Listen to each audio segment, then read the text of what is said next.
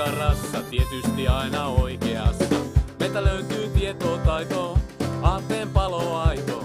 Ai haluat vaikuttaa, sua liittokokous odottaa. Kapealla keskitiellä hyvä on askeltaa.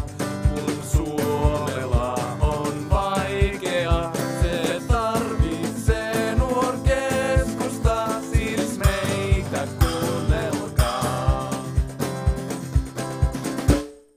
Keskusta nuoret ja ajatukset tuoreet, kohtuullisen luonnollinen, sivistynyt ja tunnollinen.